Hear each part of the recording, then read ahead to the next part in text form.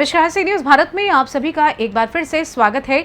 Madhya Pradesh Chhattisgarh bulletin में हम बात करेंगे आगर मालवा की, जहां जिले में ग्राम नरवल के 63 राष्ट्रीय राइफल्स बटालियन के नायक बद्रीलाल यादव का पार्थिव शरीर शहर में पहुंचते ही हजारों की संख्या में लोग उन्हें श्रद्धांजलि देने के लिए पहुंचे। आप भी देखिए पूरी रिपोर्ट विस्तार से।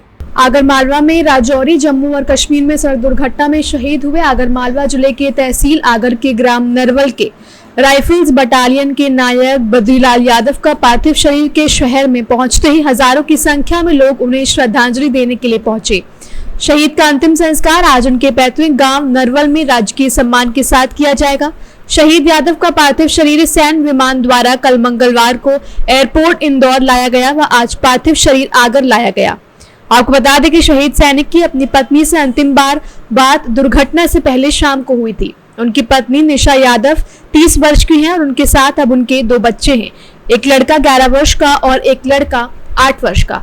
शहीद को अंतिम बधाई व श्रद्धांजलि अर्पित करने के लिए आज आगर मालवा में राज्य मंत्री कौशल विकास एवं रोजगार विभाग शासन गौतम टेटवाल पहुंचे और शहीद अंतिम यात्रा में शामिल हुए। इस दौरान जिले के समस्त जनप्रतिनिधि सहित कलेक्टर, एसपी व अधिकारी, पुलिसकर्मी सहित जिलेवासी शामिल रहे। आगर मालवा से सी न्यूज़ संवाददाता अर्श अहमद कुरैशी की रिपोर्ट।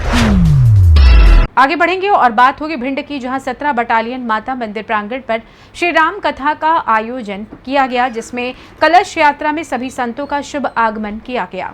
आप भी देखिए पूरा मामला विस्तार से।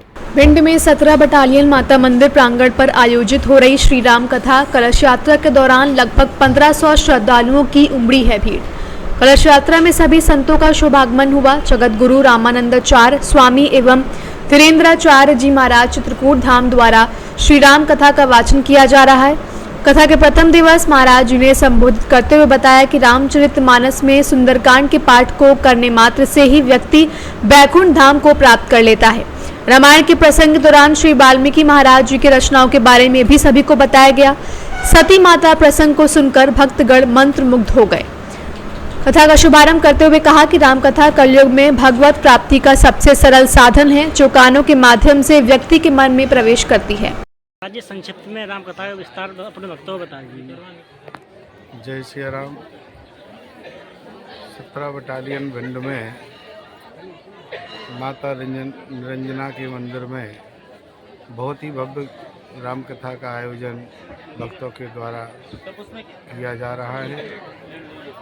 और राम कथा जीवन में संस्कार देने का काम करती है। और यदि राम कथा जीवन में उतर जाए तो वास्तविक में आज का जो मानव यहाँ वहाँ जो विकृतियाँ जो मानव के जीवन में हैं, वो विकृतियाँ सब संस्कार में परिणत हो जाएंगी। और राम कथा जीवन में बहुत ही आवश्यकता है। जो राम जी का जो आदर्श रहा है, वही आदर्श आज के नवयुवकों को ज़रूरत है। और अगर आज के आदर्श बनना चाहते हैं तो राम के चरित्र को अपने जीवन में उतारना पड़ेगा। यही इस कथा को। महाराज आप भिंड में क्या पहली बार कथा करने के लिए आए हैं? हाँ, भिंड क्षेत्र में तो कई बार आए, यहाँ प्रॉपर भिंड में पहली बार आया। आपको ये यात्रा में आप शामिल हुए, क्या आनंद महसूस हुआ है आपको? अरे बहुत अच्छा लगा है। यहाँ के लोग जो है कर्मवीर नहीं धर्मवीर भी हैं, और जहाँ धर्मवीर लोग होते हैं वहीं धार्मिक आयोजन होता है। भिंड से सी न्यूज़ संवाददाता विनोद शर्मा की रिपोर्ट। आगे चर्चा होगी भोपालपट्टनम के स्कूलों में शिक्षकों द्वारा बच्चों के भविष्य के साथ खिलवाड़ हो रहा है। क्या है पूरा मामला, आइए आपको दिखाते हैं विस्तार से।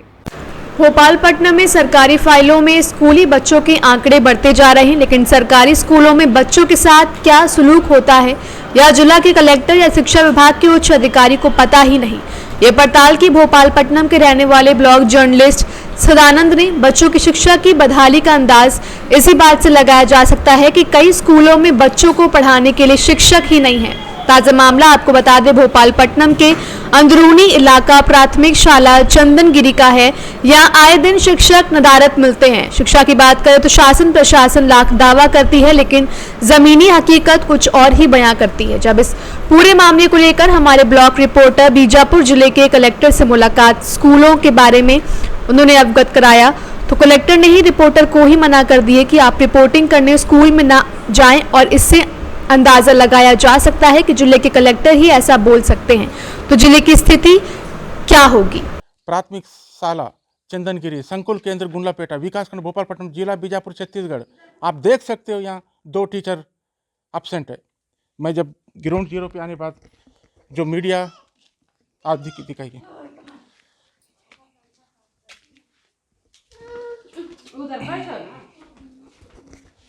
तो आप क्या हो दीदी? इधर तो पास आओ। आप क्या हो? साई का हो? दिखा। अच्छा, आपका नाम बताएं। मंजू बकुल। मंजू बकुल। मंजू बकुल जी।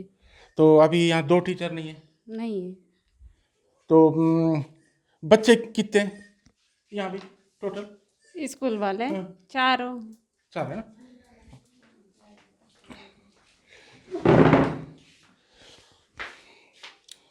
आप देख सकते हो बच्चों के साथ, जिंदगी के साथ खिलवाड़ हो रहा है। गरीब बच्चे के साथ आज 2 टीचर एब्सेंट है। मैं जब ग्राउंड जीरो पे आने के बाद 1 2 3 4 बच्चे हैं, देख सकते हो। इस तरह स्कूलों का हाल हो रहा है। कलेक्टर साहब बोलते हैं कि स्कूल मत जाओ। इसकी जवाबदारी किसका है बताइए आप? इसकी मीडिया जब ग्राउंड जीरो पे आता है, कल मैं कलेक्टर साहब से मिला था तो तुम स्कूल जाने की जरूरत नहीं है बोला, तो इसकी जवाबदारी किसकी बताइए? आज मीडिया गुमराह करके स्कूल और गुरुजी जा रहे हैं। बताइए आप कलेक्टर साहब। मंगल सोमवार के मैं गया था कलेक्टर साहब से मिलने, बताइए स्कूल नहीं, स्कूल जाने की जरूरत, हम देख लेंगे। क्या देख रहे हो सर बताइए? मैं गलत बोला हूं तो मेरे को जेल भेज सकते हो, फांसी लगा सकते हो। जब कोई अधिकारी आप ऑब्जेक्शन करेगा नहीं जाऊं, उन्हीं अधिकारी का नाम लेऊंगा। बच्चों के साथ कितना खिलवाड़ हो रहा है देखिए, छोटे बच्चे, गरीब बच्चे। एक तो स्कूलों का हाल ठीक नहीं है, जर्जर स्थिति है। सुधार लाओ। मीडिया क्यों घुसता है? सच्चाई बताता है सुधार लाने के लिए। सी न्यूज भारत, सदानंद, भोपालपट्टनम। भोपालपट्टनम से सी न्यूज संवाददाता सदानंद बैरोजीव की रिपोर्ट। चर्चा होगी ग्वालियर की, जहां 100 वर्षों से अधिक पुराने रियासतकालीन ग्वालियर व्यापार मेले का शुभारंभ 25 दिसंबर से किया जाएगा। आइए देखते हैं क्या है पूरा मामला विस्तार से। ग्वालियर में 100 वर्ष से भी अधिक पुराने रियासतकालीन ग्वालियर व्यापार मेले का आयोजन निर्धारित समय पर ही होगा, यानी 25 दिसंबर से ही मेले का शुभारंभ होगा। इसकी तैयारी में प्रशासनिक अधिकारी जुट गए हैं। आपको बता दें कि मेला तिथि 25 दिसंबर निर्धारित की गई है और इसका समापन फरवरी के दूसरे सप्ताह में होता है। मेले में पार्किंग, विद्युत व्यवस्था और दुकानों के व्यवस्थित ढंग से संचालन के लिए तैयारी भी लगभग पूर्ण हो चुकी है।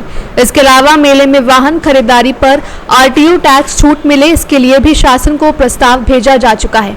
आज मेले के आयोजन को लेकर संभाग आयुक्त की अध्यक्षता में ग्वालियर विकास प्राधिकरण की दफ्तर में बैठक आयोजित की गई। इसमें मेले के आयोजन को लेकर विभिन्न पहलुओं पर चर्चा की गई। इस बैठक में कलेक्टर, आईजी, एसपी सहित तमाम अधिकारी मौजूद रहे। आज दिनांक को ग्वालियर व्यापार मेले के संबंध में आज यहाँ पर एक बैठक रखी गई थी।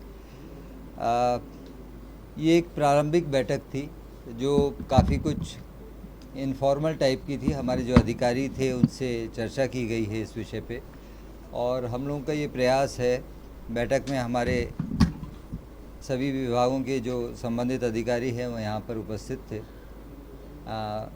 सुरक्षा संबंधी चर्चा की गई है, मेले की बेहतरी के संबंध में चर्चा की गई है, और अधिक रूप से अच्छी तरीके से किस तरीके से इस कार्य को किया जाता है उसके बारे में आज यहाँ पर चर्चा की गई है। आज जो चर्चा की गई है उसमें बहुत सारे विषयों के ऊपर बात की गई है। एक तो मूलभूत जो वहाँ पर तैयारियाँ होनी हैं उसके बारे में चर्चा की गई है। इसमें कई प्रकार की एजेंसीज़ हम लोग प्राइवेट सेक्टर से आमंत्रित करते हैं, चाहे वो सिक्योरिटी गार्ड की हम बात करें, चाहे हम साफ़ सफाई की बात करें, चाहे हम उसकी सीसीटीवी कैमरे की बात करें, और इसके अतिरिक्त भी कई गतिविधियां वहां पर होती हैं जैसे सांस्कृतिक कार्यक्रम इत्यादि। इन सारे विषयों पे चर्चा हुई है। हम लोगों का ये प्रयास है कि जो हमारी जो निविदा की प्रक्रिया है वो हम अगले 15 तारीख तक इसको कंप्लीट कर सकें। तो इसका हम लोगों के द्वारा टेंडर इत्यादि की प्रोसेस कर लिया गया है। जो पब्लिसिटी इत्यादि होनी है, जो मेले में लोगों को, शॉपकीपर्स को आमंत्रित करना है, मुझे ये बताया गया कि लगभग 2100 दुकानों में से 70% दुकानें चली गई हैं अभी तक और 30% करीब रह गई हैं। हम लोगों का विशेष रूप से ये कहना था आज की बैठक में, जो निष्कर्ष निकल के आया कि जिन लोगों ने दुकानें ली हैं, हमारा प्रयास ये होना चाहिए कि वही दुकानदार के द्वारा, जिनके द्वारा रसीद कटवाई गई है, वही उस दुकान को चलाएं। ग्वालियर से सी न्यूज संवाददाता शिवम सिंह चौहान की रिपोर्ट। फिलहाल इस खास बुलेटिन में बस इतना ही। देश दुनिया की तमाम खबरों को जानने के लिए आप जुड़े रहिए सी न्यूज भारत के साथ। हर खबर आपके साथ, आपके हाथ।